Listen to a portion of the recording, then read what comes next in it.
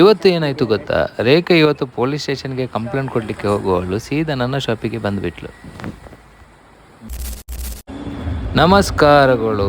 ಭಯಂಕರ ಚಳಿ ಸ್ಟಾರ್ಟ್ ಆಗಿದೆ.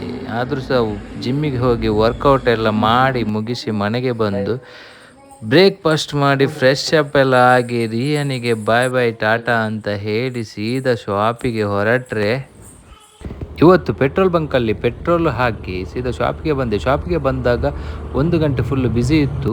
ಮತ್ತೆ ನೋಡುವಾಗ ಮೊಬೈಲ್ ಇರಲಿಲ್ಲ. ರಿಂಗ್ ಕೊಟ್ಟರು ರಿಸೀವ್ ಆಗ್ತಿರಲಿಲ್ಲ. ನಾನು ಎನಿಸಿದೆ ರೋಡಲ್ಲಿ ಬಿತ್ತ ಅಂತ.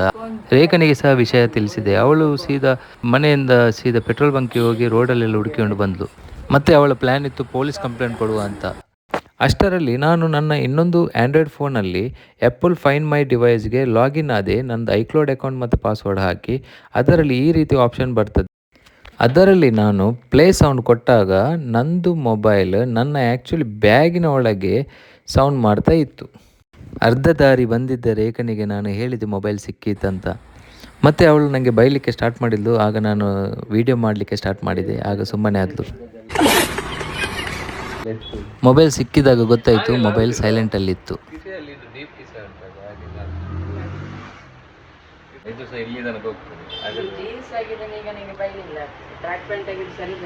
ನಾನು ಟ್ರ್ಯಾಕ್ ಮಾಡಿ ಜಿಪ್ಪೆಲ್ಲ ಹಾಕ್ತೇನೆ. ಅಷ್ಟು ಇಷ್ಟವಾಗಿ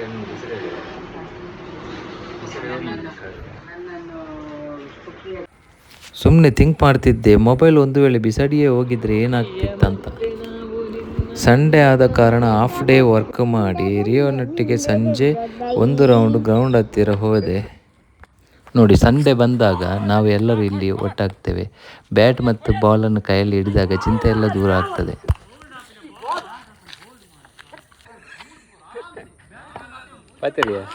ಟೆನ್ಷನ್ ಇಲ್ಲ.